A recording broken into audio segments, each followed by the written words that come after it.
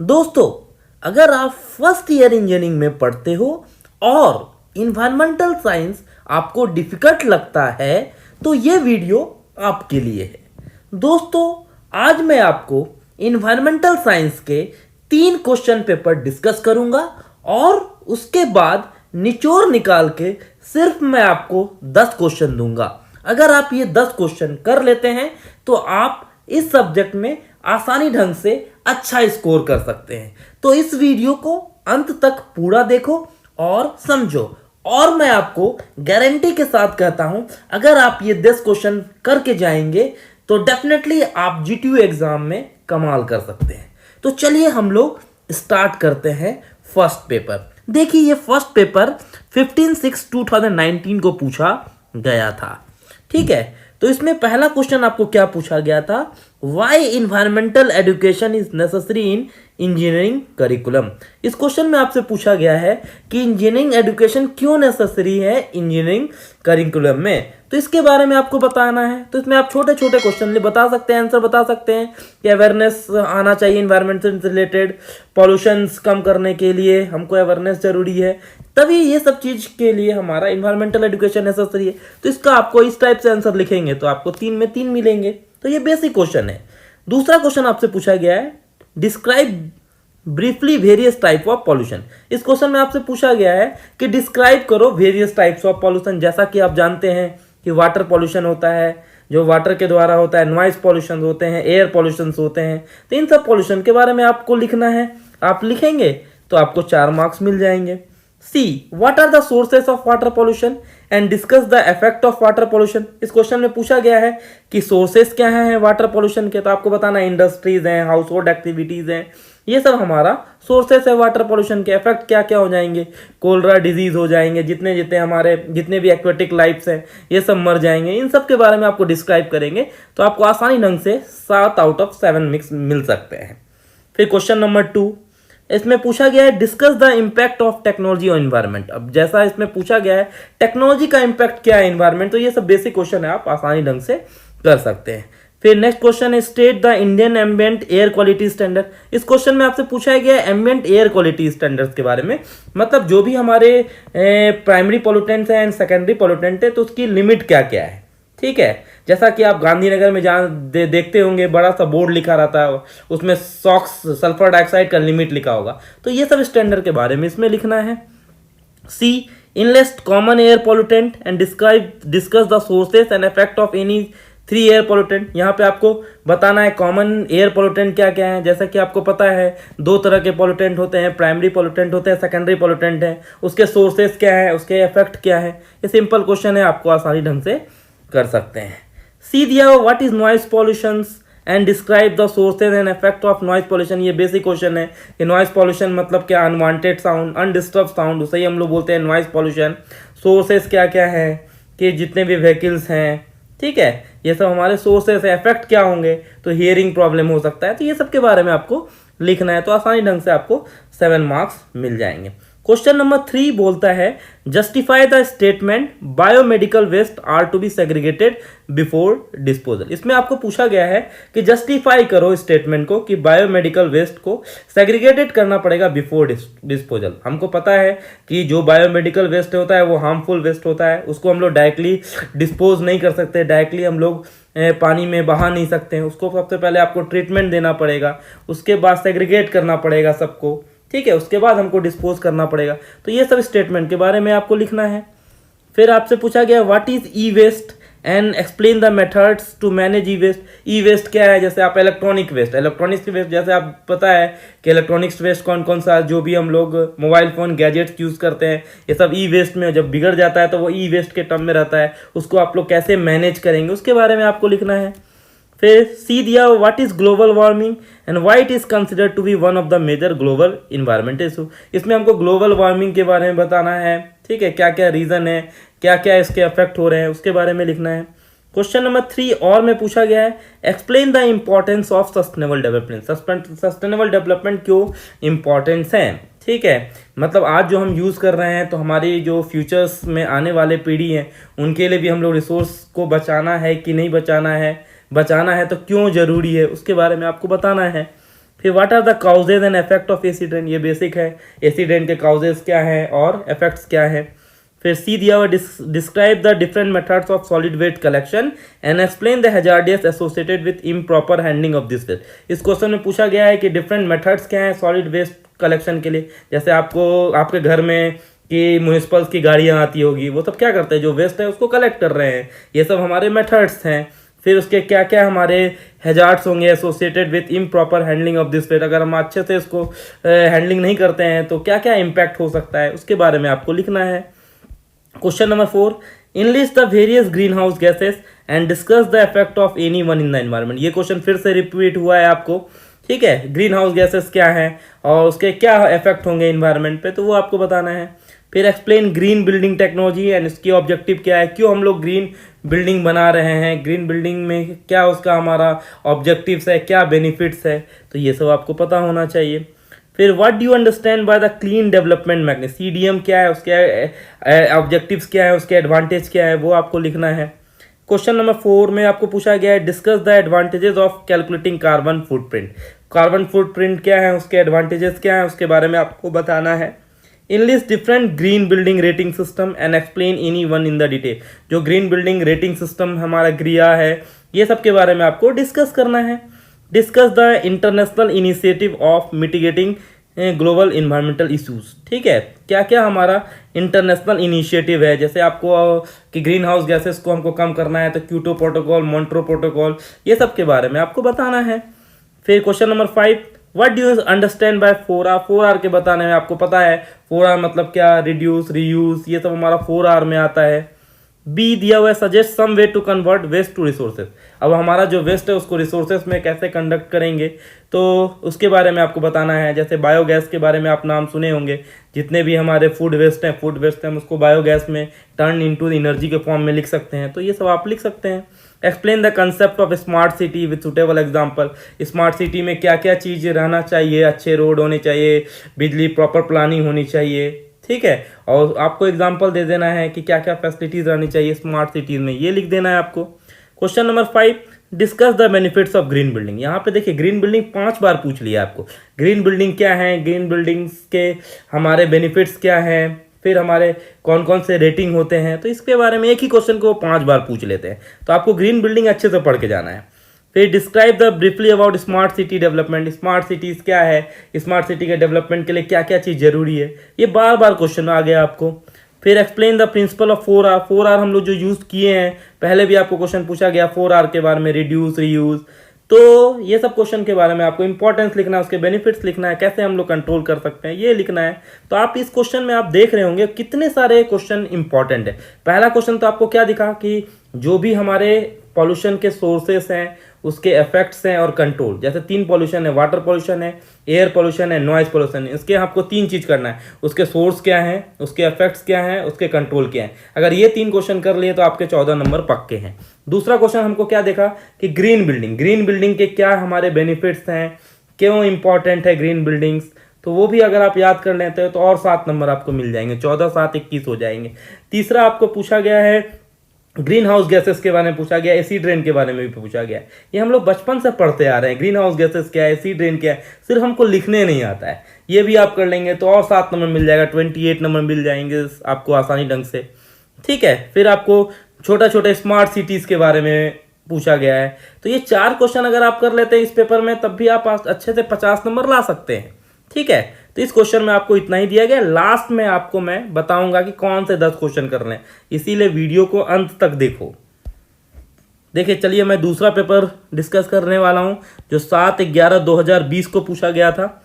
इसमें देखिए question number 1 आपको क्या पूछा गया है, with proper example differentiate between pollution and pollutant. इस क्वेश्चन में पूछा गया है पॉल्यूशन क्या है, पॉल्यूटेंट क्या है, उसके बारे में आपको सिंपल लिखना है, 3 मार्क्स मिल जाएंगे। बी में क्या दिया हुआ है, define the following term. Environment क्या है, इन्वायरमेंटल डिग्रेडेशन क्या है, ग्लोबल वार्मिंग क्या है, सस्टेनेबल डेवलपमेंट क्या है, छोटे छोटे डेफिनेशन लिखेंगे, आपको 4 मार्क्स मिल जाएंगे।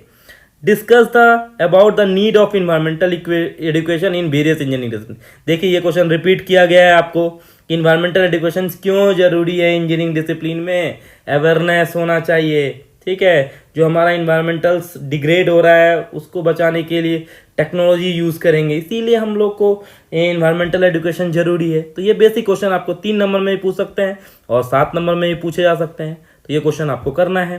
Question number 2, define the following term. Water pollution क्या है, मैंने पहले भी बताया था कि वाटर पॉल्यूशन क्या है, उसके सोर्सेज क्या है, इफेक्ट क्या है, नॉइज क्या है, बायोमेडिकल वेस्ट क्या है। ये देखिए रिपीटेड क्वेश्चन है, इसको आसानी ढंग से आप कर सकते हैं। Write a brief note of eutrophication, ये क्वेश्चन आपके अलग है। इट्रोफिकेशंस क्या है, तो इट्रोफिकेशंस के बारे में मैं आपको एक सेपरेट वीडियो बना के इसमें डाल दूंगा। फिर C, state the parameters of water which are to be tested for determining the quality of water, explain any 4। ठीक है, कौन कौन से पैरामीटर टेस्टेड करते हैं for the quality of water. ठीक है, जो हम लोग पानी पियेंगे तो उसमें आपको टर्बिडिटी चेक करना पड़ेगा, उसकी पीएच वैल्यू चेक करनी पड़ेगी। आपको पता होगा जो हम लोग पानी पीते हैं उसकी पीएच वैल्यू 6.5 से लेकर 8.5 के बीच में होनी चाहिए। ठीक है, जो हमारी टर्बिडिटी है वो हमारी 5 to 10 NTU के में होनी चाहिए। ठीक है, उसका कलर हमारा कैसा होना चाहिए, कलरलेस होनी चाहिए। ठीक है, ऑर्डर हमारी ज़्यादा नहीं होनी चाहिए। तो ये सब चीज़ आपको लिखना है। ठीक है, तो ये सब आप लिखेंगे, आपको 7 मार्क्स आसानी से मिल जाएगा। फिर discuss about biomedical waste management, मैंने पहले भी बताया आपको बायोमेडिकल वेस्ट है क्या, उसका मैनेजमेंट कैसे करेंगे। अभी कोविड सिचुएशन है तो बायोमेडिकल वेस्ट आपको पूछा जाएगा, तो ये बहुत ही इंपॉर्टेंट क्वेश्चन है, इसको छोड़ना मत। Question number 3, give the classification of air pollutant. Air pollutant क्या है, उसके सोर्सेज क्या इफेक्ट हैं, वही क्वेश्चन आपको पूछा है फिर से। फिर list down the sources of carbon monoxide and discuss about the effect on human health. Carbon monoxide का कौन कौन से सोर्सेज हैं, जैसे व्हीकल है, व्हीकल जो हम लोग चलाते हैं उससे कार्बन मोनोऑक्साइड निकलते हैं।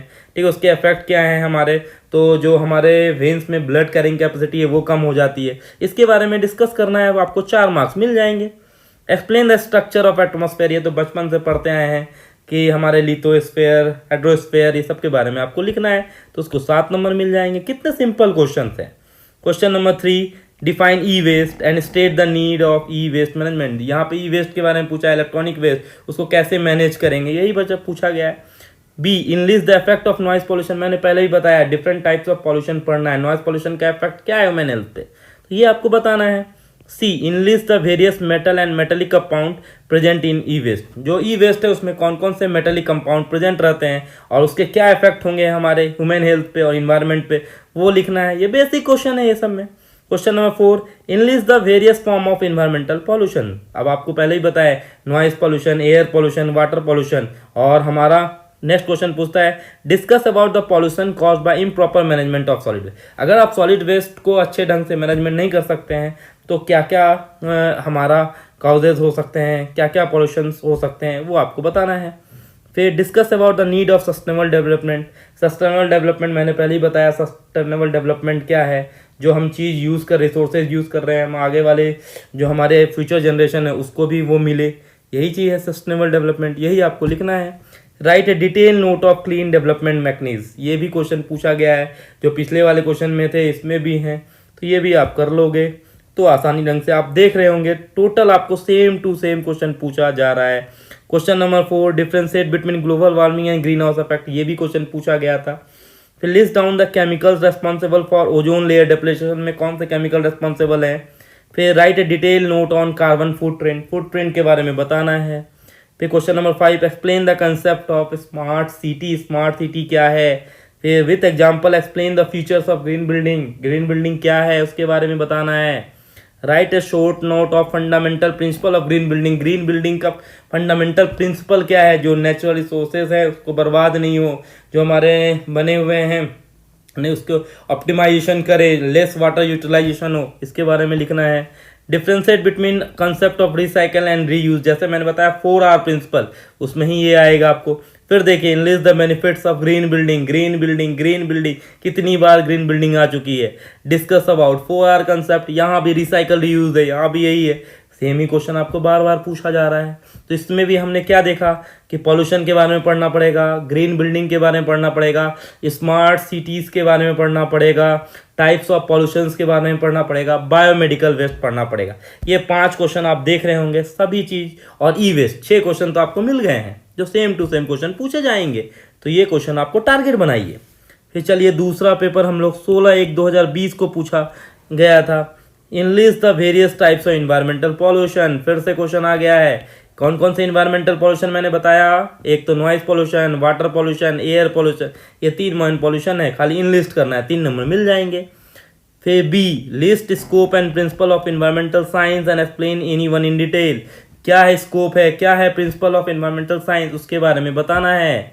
फिर explain a role of various engineering discipline in environmental protection, क्या क्या रोल है हमारे इंजीनियरिंग डिसिप्लिन का इन्वायरमेंटल प्रोटेक्शन में, वो बताना है आपको। फिर question number 2, explain the effect of turbidity on drinking water qualities, मतलब हमने बताया आपको जो पैरामीटर्स हैं physical, chemical and biological parameters, उसमें सिर्फ आपको टर्बिडिटी का इफेक्ट बचा गया है। अगर पानी में टर्बिड वाटर रहेंगे तो ठीक है, सबसे पहले क्या होगा कि सस्पेंडेड इम्प्योरिटी, टर्बिड मतलब क्या होता है, पानी में ऐसी इम्प्योरिटीज प्रेजेंट होगी जो आपको दिखा रहेगा। जैसे पानी में मिट्टी अवेलेबल है तो आपको क्या होगा, पीने में से पहले कि आप क्या करेंगे, कह रहे यार इसमें मिट्टी प्रेजेंट है, ये हम पानी नहीं पी सकते हैं। ठीक है, तो एक्सपीरियंस जो अपीयरेंस है ये सब आपका देखने में अच्छा नहीं लगेगा, पीने में टेस्ट आपका अच्छा नहीं लगेगा, ये सब के बारे में आपको बता देना है। Give the classification of water pollutant, water pollutant का क्लासिफिकेशन बता देना है आपको। Right A short note on global warming, फिर से आ गया global warming. Right A short note on acid rain, मैं पहले ही बताया global warming, acid rain, green house gases, ये तीनों बचपन से पढ़ते आए हैं तो आपको पढ़ना है। Question 3, explain the benefits of green building, green building क्या है, फिर से क्वेश्चन आ गया है। Give the classification of air pollutant, फिर से वही क्वेश्चन है। Explain the effect of any 2 air pollutant, उसके बारे में बताना है। Question number 3, name the organisation involve in green building rating system, कौन कौन से हैं, एक गृहस्थ हमारा ऑर्गेनाइजेशन हैं जो हमारा ग्रीन बिल्डिंग रेटिंग सिस्टम में यूज करते हैं। ई वेस्ट, फिर से इलेक्ट्रॉनिक वेस्ट के बारे में पूछा गया है, उसके सोर्स क्या है। Difference between sound and noise, उसके सोर्स क्या है, इफेक्ट क्या है। Question number 4, explain example of paper recycle and reuse, 4R के बारे में बताना है। डिफाइन सस्टेनेबल डेवलपमेंट, ये फिर से क्वेश्चन आ गया आपको। Enlist and explain the factor affecting municipal solid waste generation, वो आपको बताना है। फिर से क्वेश्चन आ गया, explain example of plastic recycle and reuse, ये भी क्वेश्चन सेम है। Enlist the mitigation measure of climate change, कौन कौन से मिटिगेशन मेजर होता है क्लाइमेट चेंज में, 4R कंसेप्ट, फिर से यहाँ पे ये आ गया है। Question number 5, explain carbon footprint, primary and secondary carbon footprint, green building, फिर से आ गया है। Question number 5, clean development mechanism, फिर ozone depletion and smart cities. आप ये 3 पेपर में हमने क्या देखा, 5 क्वेश्चन हमने सेम टू सेम देखा है। अब चलिए हम आपको डिस्कस करते हैं कौन सा इंपॉर्टेंट क्वेश्चन है जो अगर आप इतना करके जाते हो तो कभी भी आप GTU में फेल नहीं होगे, आप टॉप मारोगे। पहला क्वेश्चन है हमारा यहाँ पे, explain various type of pollution sources and effect, ये क्वेश्चन आपको करना पड़ेगा। वाटर पॉल्यूशन क्या है, उसके सोर्सेस क्या है, इफेक्ट क्या है। एयर पॉल्यूशन क्या है, उसके सोर्सेस क्या है, इफेक्ट क्या है। नॉइज पॉल्यूशन क्या है, सोर्सेस क्या है, इफेक्ट क्या है। अगर ये क्वेश्चन कर लेते हो तो 7 नंबर आपका पक्का हो गया। फिर what is global warming and discuss the fact, अगर ये भी क्वेश्चन कर लेंगे तो छोटा क्वेश्चन है, इसमें आपको 4 नंबर पक्का मिल जाएगा। Discuss the green building and benefits of green building, ये आप करके जाओगे तो 7 नंबर आपको आसानी ढंग से मिल जाएगा। Discuss the smart city and development in the India, अगर ये भी करोगे तब भी आपको 7 नंबर मिल जाएंगे। What is the e waste and method to manage e waste, ये भी क्वेश्चन आप करके जाएंगे तो 4 नंबर मिल जाएंगे आपको। Right A detail note on clean development mechanism, अगर ये भी क्वेश्चन करेंगे तो 4 नंबर आपको मिल जाएंगे। Discuss about biomedical waste in detail, ये भी करके जाएंगे तो 4 नंबर के क्वेश्चन आपको मिल जाएंगे। Discuss the 4R concept in detail, तो आपको ये 5 मार्क्स के राउंड आप इसमें से ले आ सकते हैं। ओजोन लेयर डिप्लेटेशन, ये भी आपको 3 नंबर के क्वेश्चन आपको मिल जाएंगे। Explain the sustainable development in detail, ये भी आपको 4 नंबर के मिल जाएंगे। अगर देखिए ये तीनों पेपर में हमने क्या निचोड़ निकाला, ये 10 क्वेश्चन कर लेते हो तो आपको कितने नंबर मिल जाएंगे, चलिए हम लोग मैच करते हैं। 7, 4, 11, 18, 25, 29, 33, 37, 42, 45, 49, मतलब हम लोग 49 प्लस माइनस 10, क्योंकि कोई हमारा 10 नंबर 7 नंबर का क्वेश्चन रहेगा, कोई 4 नंबर, मतलब आसानी ढंग से आप 60 मार्क्स स्कोर कर सकते हैं अगर आप ये 10 क्वेश्चन पढ़ के जाएंगे, ये मेरा गारंटी है। ठीक है, अगर आप पेपर देना अगर ये क्वेश्चन नहीं आते हैं तो आप मुझे कमेंट सेक्शन में मैसेज करना। अगर आपको इस क्वेश्चन के आंसर भी चाहिए तो आप कमेंट सेक्शन पे मैसेज कीजिए, तो मैं आपको 1 बाय 1 क्वेश्चन का वीडियो बना दूंगा और क्या लिखना है। देखिए आसानी ढंग से पॉइंट टू पॉइंट लिखेंगे, कभी आप फेल नहीं होंगे। तो इस वीडियो को आपको अच्छा लगा होगा तो लाइक कीजिए, शेयर कीजिए और अपने दोस्तों में फॉरवर्ड कीजिए। Thank you.